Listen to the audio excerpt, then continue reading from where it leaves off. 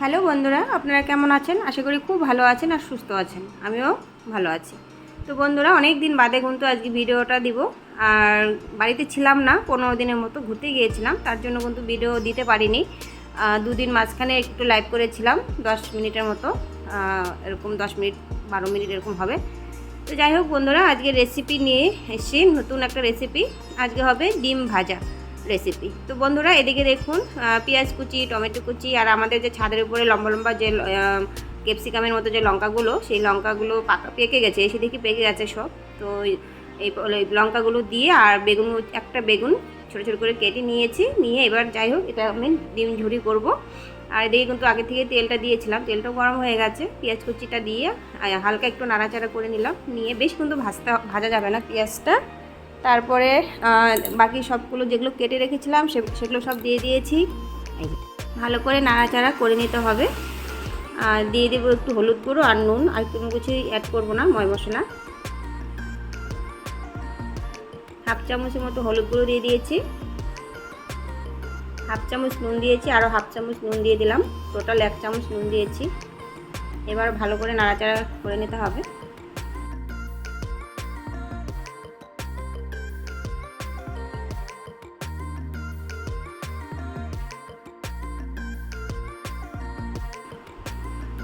সবজি থেকে যে জলটা বের হয়েছে, জলটা যতক্ষণ শুকিয়ে না যাবে ততক্ষণ কিন্তু নামাবো না। দেখুন জলটা কিন্তু শুকিয়ে গেছে। এবার একটু নামিয়ে নিয়ে তারপরে আর একটুখানি সামান্য কড়াইতে তেল দেব, দিয়ে 2টো ডিম ফাটিয়ে দিয়ে দেব।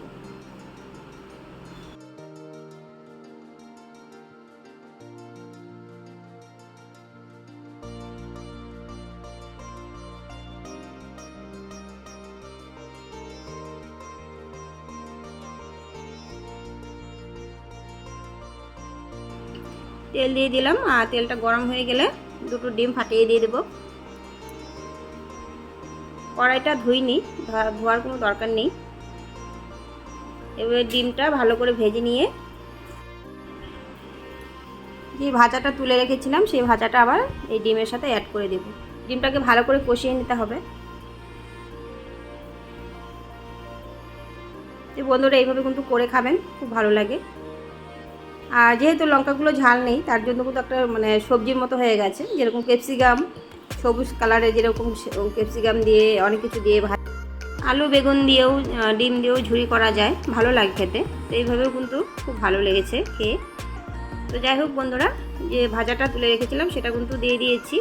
এবার ভালো করে মিশিয়ে নিতে হবে। আর ডিমগুলো একটু বড় বড় দেখা যাচ্ছে, সেটা কিন্তু আমি ছানাটা দিয়ে আর কি ভালো করে ভেঙে নিতে হবে, ঝুরি ঝুরি করে নেব, সুন্দর করে মিশিয়ে নিতে হবে সব কিছু। বেশি থাতলাবো না, বেশি থাতলালে তো ভেঙে যাবে। শুধু ডিমগুলো আর কি থেতলিয়ে দিচ্ছি।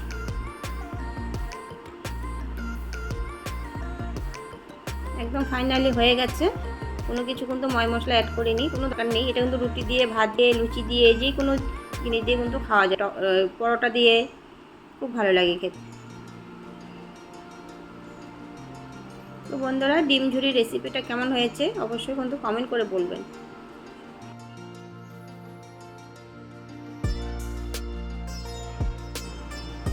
আর একটা করে লাইক দিবেন, লাইক দিতে কিন্তু একদমই ভুলবেন না। আর নতুন বন্ধুরা যারা আছেন তারা সাবস্ক্রাইব করে পাশে থাকবেন। তো একদম রেডি বন্ধুরা, ডিম ঝুরি নামিয়ে নিলাম।